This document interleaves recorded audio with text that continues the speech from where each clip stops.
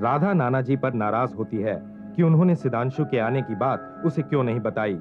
दूसरी तरफ सिदांशु नवीन को अपने गुजरे कल के बारे में बताता है कि किस तरह लक्ष्मी की जिम्मेदारी उसे प्रीतम ने सौंपी और वो वापस आने का वादा करके चला गया। लक्ष्मी भी याद करती है कि किस हालात में सिदांशु ने उससे शादी की थी और किस गलतफहमी की वजह से उन दोनों का तलाक हो गया। अब आगे।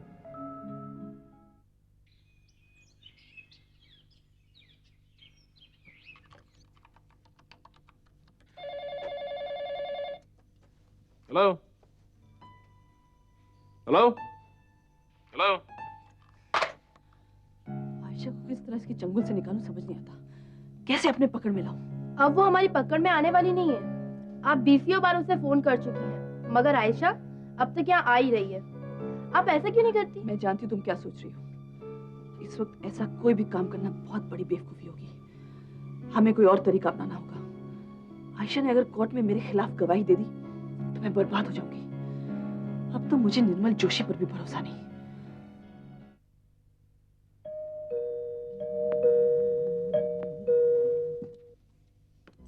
आयशा कहाँ है? What the hell? तुम मेरे घर में क्या कर रही हो? तुम्हारी हिम्मत कैसे हुई आने की? क्या हो गया? चिल्लाओ मत, वरना अगली बार मुझे हेलो बोलने के लिए तुम्हारी हलक भी नहीं रहेगी। Don't fool yourself. हलक भी रहेगी और जबान भी रहेगी और मैं हेलो भी बोलूंगा, लेकिन तुम जैसी औरतों को नहीं। I am not a hypocrite. तुम्हारी जैसी औरतों के साथ वास्ता रखने में मुझे कोई दिलचस्पी नहीं। Is that understood? सुनो, मैं यहाँ बेसिर पैर की बहस करने नहीं आई। मैं सिर्फ तुम्हें इतना बताने आई हूँ कि आयशा को मेरे हवाले कर दो, वरना हर्ष बहुत बुरा होगा। तुम यहाँ से जाती हो या नहीं? मैं यहाँ रहने नहीं आई हूँ मिस्टर विजय सिन्हा। मैं यहाँ से जाऊंगी जरूर, मगर अपने साथ आयशा को लेकर जाऊंगी। Shut up! अगर तुमने अपनी जुबान से दोबारा आयशा का नाम लिया तो। सुनो, बकवास मत करो। मैं जो कहती हूँ करो। Understand? Get out! Get out of here! बहुत बुरा हर्ष होगा तुम्हारा, तुम देख लेना। Get out!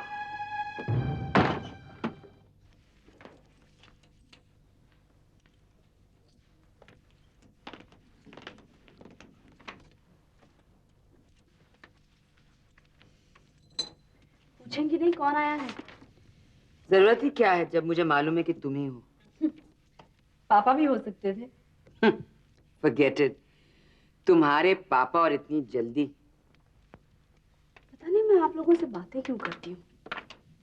मैं बात करती रहूं और आप अपने मैगजीन के पन्ने पलटती रहें। पापा भी वैसे ही हैं। लेकिन आप वो नहीं पढ़ते जो आपको दिखता है। कभी पढ़ते हैं कभी नहीं। It depends. जब वक्त काटना पड़ता है ना तो नहीं पढ़ते। जब कुछ बहुत ही इंटरेस्टिंग होता है तब वही पढ़ते हैं जो दिखता है। I see. तो अभी आप क्या कर रही थी? वक्त काट रही थी ऑब्वियसली। ना ही आज रात को कोई पार्टी है और ना ही तुम्हारे पापा लौटे हैं। वैसे तुम्हारे पापा का घर रहना या ना रहना एक ही बराबर है। Really makes no difference to me. मम्मा, आप पापा के बारे में ऐसा क्यों कहती हैं? मुझे पता है कि उनके होने या ना होने से आपको कोई फर्क नहीं पड़ता, लेकिन वाकई कोई फर्क नहीं पड़ता मंदिरा। पड़ता है मम्मा, क्योंकि अगर ऐसा नहीं होता तो अपनी जिंदगी में पापा की अहमियत को छुपाने की आप इतनी डेस्परेटली कोशिश नहीं करती। Am I so obvious? Absolutely. मम्मा, मैं बचपन से आपके रिश्ते को देखती आई हूँ, इसके खालीपन को महसूस करती आई हूँ। अगर ये रिश्ता इतना दर्द देने वाला है जितना आप इसे जाहिर करती हैं, तो इसे तोड़ क्यों नहीं देती? क्यों पकड़ कर बैठी हैं? सिर्फ तुम्हारे लिए मंदिरा, सिर्फ तुम्हारे खातिर मैंने ये रिश्ता नहीं तोड़ा। मम्मा, आपने कभी गौर किया है कि आपके और पापा के रिश्ते की दरार का असर हम माँ बेटी के रिश्ते पर भी पड़ रहा है? मैं देख रही हूँ मंदिरा, लेकिन अगर मैं तुम्हारे पापा से अलग हो गई होती, तुम्हें मालूम है कि इसका असर हम लोगों के रिलेशनशिप पे क्या होता? तुम हमेशा मुझे दोष देती कि मैंने तुम्हें तुम्हारे पापा से अलग किया, and vice versa. I don't think so. Radha और लक्ष्मी आंटी को देखिए, वो कितनी खुश हैं। They share such a beautiful relationship. Radha के पापा भी उनसे अलग हो गए हैं, लेकिन फिर भी वो दोनों को चाहती है, प्यार करती है। जानती हैं क्यों? क्योंकि राधा ने अपने माँ बाप को एक दूसरे से झगड़ते नहीं देखा, एक दूसरे पर कीचड़ उछालते नहीं देखा। वो उनकी इज्जत करती है, क्योंकि उसने अपने माँ बाप का ये भयानक पहलू कभी नहीं देखा। मामा, I'm sorry मंदिरा, मैंने तुम्हें बहुत अपसेट किया है। हर बार आप यही कहती हैं, सॉरी, लेकिन इसका मतलब नहीं जानती क्योंकि अगर जानती होती तो यूं अपनी गलतियां बार बार दोहराती नहीं। मंदिरा, मैं प्लीज मम्मा प्लीज, कोई सफाई देने की जरूरत नहीं है। ठीक है, आप एक दूसरे से प्यार ना करें, लेकिन आप इतना तो समझ सकते हैं कि मैं आपसे कितना प्यार करती हूँ, आप दोनों से। मुझे पापा से नफरत होती है जब वो आपके बारे में उल्टी सीधी बातें करते हैं, और उतनी ही नफरत आपसे होती है जब आप उनके बारे में भला बुरा कहती हैं। All my life I've lived like a paranoid person. सारे गम, सारे आंसू अंदर ही अंदर दबाए रखे। जी चाहता है सारी भड़ास निकाल दूं, लेकिन कैसे? इनफैक्ट किस पर? मामा, for God's sake, आप इस रिश्ते की दरार को खत्म कर दीजिए या ये रिश्ता तोड़ दीजिए। I can't bear to see you like this. In fact, I can't bear it myself. रानी धवन, मैं सिर्फ ये कहना चाहता हूं कि अब तुम अकेली रह गई हो। उज़ैर वालिया, जो तुम्हारा सारा कारोबार, ऑपरेशन संभाला करता था, अब जो वो नहीं रहा तो प्लीज फॉर हेवन सेक, उज़ैर वालिया मेरा कारोबार नहीं संभालता था। वो मेरे बताए हुए इशारे पर चलता था। मैं जो उसे काम देती थी वो करता था। अब वो नहीं रहा, मुझे बस एक और भरोसे वाला इंसान ढूंढना है। That's very simple. सौदेबाजी मुझे आती है, सिर्फ सौदेबाजी मैं खुद नहीं करना चाहती, इसलिए मुझे एक मिडलमैन की जरूरत पड़ती है, एक एजेंट की। और हमारे धंधे में जिस वॉल्यूम का पैसा इन्वॉल्व है, जिस किस्म का प्रॉफिट इन्वॉल्व है, उसके लिए एक बंदा ढूंढना मुश्किल नहीं है। कैंडिडेट यूं मिल जाएगा। अच्छा, फिर एक बात बताओ, अगर तुम्हें उज़ैर की मौत से फिक्र नहीं, परवाह नहीं है उसकी, तो फिर जब से मैं यहाँ आया हूँ तब से तुम उसी की बातें क्यों किए जा रही हो? निर्मल जोशी, यू आर रियली डम। मुझे उसकी मौत की फिक्र नहीं है, अपने पैसों की फिक्र है। उसने मुझसे बहुत सारे पैसे कर्ज लिए थे। अगर उसे मारना ही था तो एक बार मुझसे कह देते। अरे उसके मरने से पहले कम से कम मैं अपने पैसे तो वसूल कर लेती। उसके पास फूटी कौड़ी नहीं थी। तुम्हारे पैसे देने के लिए उसे बहुत ज्यादा वक्त लग जाता। And for your kind information Rani Dhawan, वो हमारी गर्दन पर लटकती हुई तलवार की तरह था। रोज ऐसे लगता था आज फंसे तब फंसे। उसका मरना जरूरी था। He had to die. और एक बात और, तुम्हारे पैसों से ज्यादा हमारी रेपुटेशन और स्टेटस है। इट्स मोर एक्सपेंसिव, ज्यादा कीमती है। रेपुटेशन और स्टेटस, वो भी तुम्हारी? You must stop worrying about these things. अगर मैं इस उधेड़-बुन में लगी रहती ना कि सोसाइटी मेरे बारे में क्या सोचती है, तो मैं कभी इस धंधे में नहीं पड़ती। तो तुम जैसे लोग हैं जो अपने नंगे बदन को इज्जत और आबरू के कपड़े लपेटते हो।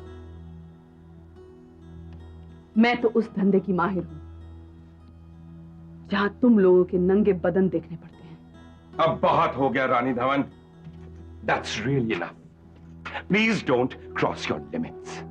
क्योंकि मैं उन लोगों में से नहीं जो तुम्हारी हिमाकतों को बर्दाश्त करेगा। ओह, निर्मल साहब, तुम मेरी सारी हिमाकत बर्दाश्त करोगे। तुम्हें बर्दाश्त करनी पड़ेगी, क्योंकि तुम्हारा ये मुखौटा है ना, मेरी वजह से बरकरार है। इकबाल रफी के अलावा हम दोनों के रिश्ते के बारे में और कोई नहीं जानता। ये जो तुम अपने चेहरे पर इज्जत और आबरू का नकाब चिपकाए घूम रहे हो ना, इसके पीछे तुम्हारी असलियत छुपी है। इसे निकालकर बाहर फेंकने की काबिलियत है मुझ में। मामा, आप पापा का यकीन कीजिए। कैसे कैसे यकीन करूं जब वो हर वक्त मुझे अवॉइड करना चाहता है? वो मर्द है मंदिरा, और जिस मर्द को अपनी बीवी की जरूरत नहीं है, समझ लो कि उसकी सब जरूरतें कोई और पूरी कर रही है। अब उसे मुझ में दिलचस्पी नहीं रही, किसी और में दिलचस्पी है। काश मुझे पता चल जाता कि वो कौन है। Excuse me, I want to make a drink. Sure. तुम्हें मैंने कितनी बार समझाया था, आयशा को इस काम में मत घुसेड़ो। वो नई लड़की है, बच्ची है। अब इसका हर्ष बुरा हुआ तो तुम लोग सब मुझे दोष दे रहे हो। For your kind information, Ayesha को मैंने स्कीम में शामिल नहीं किया। उसे स्कीम में शामिल करने वाला उज़ैर वालिया था। Don't blame me for that. वाह, उज़ैर मर गया तो सारा ब्लेम उसके मत्थे मर दो। ये तो तुम्हारी आदत है। तुम हमेशा अपनी गलतियों का कसूरवार किसी और को ठहराते हो। तुम ये क्यों नहीं मान लेते कि तुम्हें मेरी बातें सुनना जरूरी है? रानी धवन अपने धंधे का ऊंच नीच अच्छी तरह जानती है। रानी धवन ये भी जानती है कि कौन सी लड़की कौन से क्लाइंट के लिए सही है।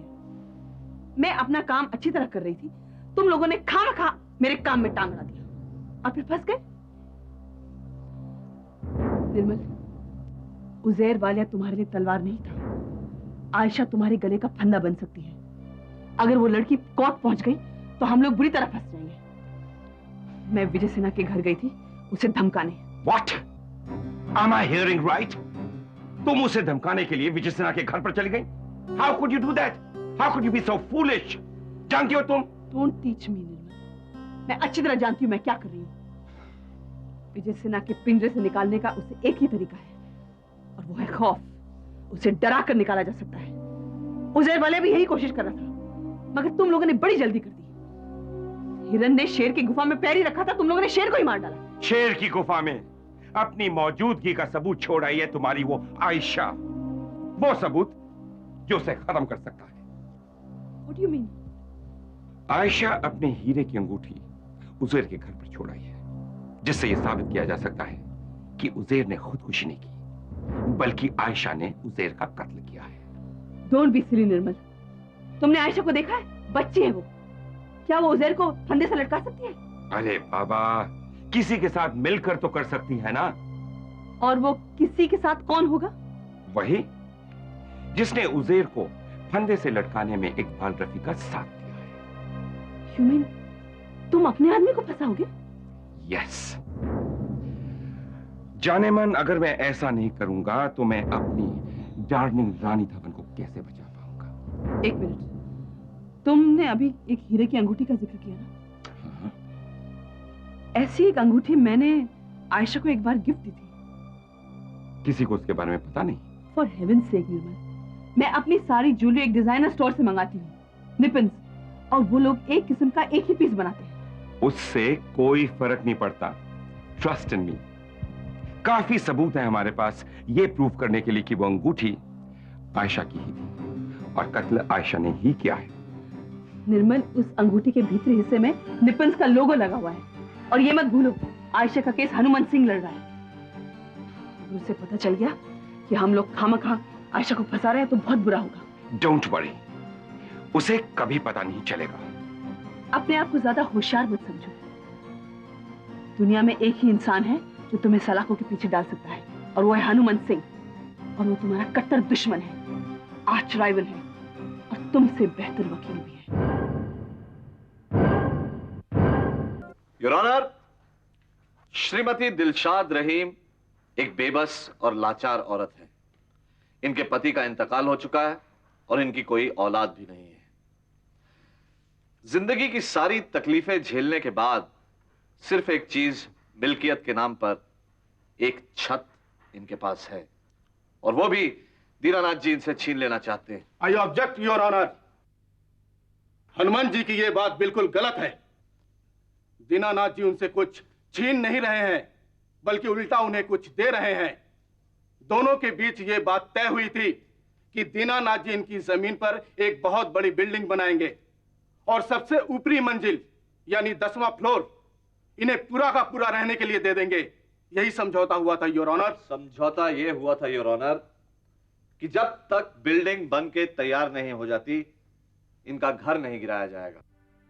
ऐसी कोई बात समझौते के तहत तय नहीं हुई थी योर ऑनर, सिवाय इसके कि दिलशाद रहीम को बिल्डिंग का 10वां फ्लोर पूरा का पूरा दे दिया जाएगा। क्या आपको पूरा यकीन है कि यही बात हुई थी? जी हाँ, मुझे पूरा यकीन है। पक्की बात? कच्ची बात तो ये हो ही नहीं सकती है। इन कागजों की हर बात पक्की है हनुमान साहब। वेल, इकरारनामा तो मेरे सामने भी रखा हुआ है।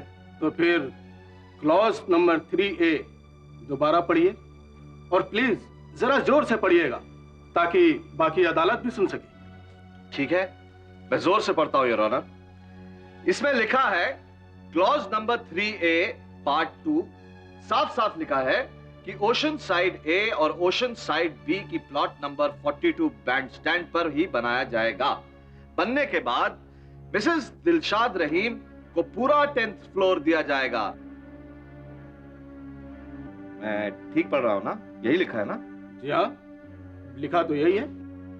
लिखा तो बिल्कुल सही है, लेकिन समझा गलत गया है। वो क्या है कि मकान गिरवाने की बात तो इसमें कहीं है ही नहीं। योर ऑनर, ये बात तो बिल्कुल जाहिर है। क्यों मकान अगर टूटेगा नहीं तो वहां इमारत कैसे खड़ी हो सकती है? उसके आसपास साइड ए या साइड बी पर उस प्लॉट में कोई जगह खाली ही नहीं है। तो ये बात तो आपको एग्रीमेंट पर दस्तखत करवाने से पहले सोचनी चाहिए ना। और ये भी सोचना चाहिए कि जिस दौरान वो इमारत बन रही है उस दौरान मेरी क्लाइंट रहेंगी कहाँ। दस्तखत करने के पहले यही बात उनको भी सोचनी चाहिए थी। क्या सोचना चाहिए था? जो होने वाला है वो, या जो नहीं होने वाला है वो? जो तय ही नहीं हुआ उसके बारे में सोचना क्या? मेरी क्लाइंट के मुताबिक उनका मकान नहीं गिरना था, तो इसमें सोचने की क्या बात? सोचना तो दीनानाथ जी को चाहिए। मुद्दे की बात एक ही है योर ऑनर, दिलशाद रहीम को वो घर खाली करना ही होगा ताकि एग्रीमेंट के मुताबिक वहां बिल्डिंग बनाई जा सके और वो सड़क पर आ जाएं। क्या ये मुमकिन है? वो किराए पर घर ले सकती हैं, अपने रिश्तेदार के यहाँ जा सकती हैं, जहां मर्जी हो वहां जाए। ये सिरदर्दी मेरे क्लाइंट की नहीं है।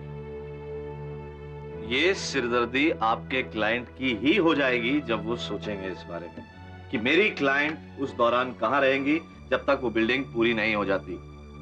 और उस बिल्डिंग के पूरे होने की बात से आपका यकीन ही उठ जाएगा जब मैं एक राज से पर्दा उठाऊंगा।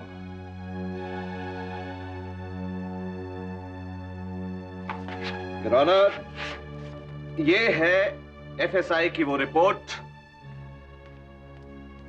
जो उन्होंने जारी की है। इसमें बड़े बड़े साफ अक्षरों में लिखा है कि जिस इलाके में मिसेस रहीम रहती हैं उस इलाके में 7 मंजिल से ऊंची बिल्डिंग कोई बना ही नहीं सकता।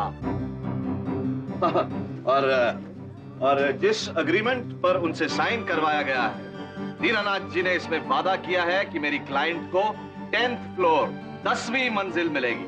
और जिस एग्रीमेंट पर मेरे मुवक्किल ने साइन किया है उस एग्रीमेंट में दीनानाथ जी ने उन्हें 10th फ्लोर 10वीं मंजिल देने का वादा किया है।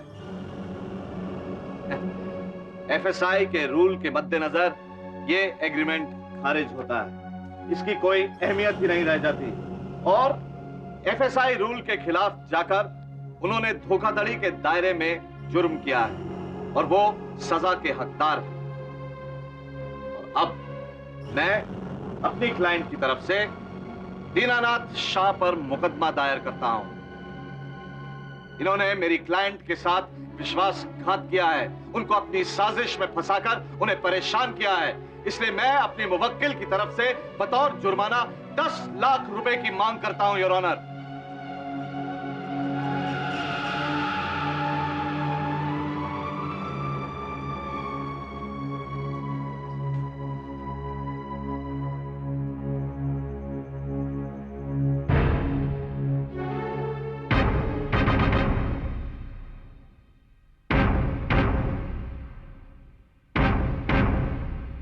इसमें कोई शक नहीं कि दीनानाथ ने मिसेस दिलशाद रहीम के साथ धोखाधड़ी की, एक ऐसे एग्रीमेंट पे दस्तखत करवा के जो कानूनन गलत और खारिज भी है।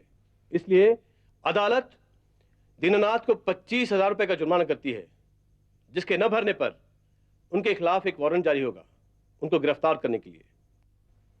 यह अदालत 25 मार्च तक के लिए मुलतवी की जाती है। तब तक मिसेस दिलशाद रहीम की तरफ से मिस्टर हनुमान सिंह केस तैयार करके इस अदालत में पेश करें ताकि दीनानाथ पे मिसेस रहीम की तरफ से 10 लाख रुपए के हर्जाने का मुकदमा दायर हो जाए और उस पर सुनवाई शुरू हो जाए। The court is adjourned till 25 March.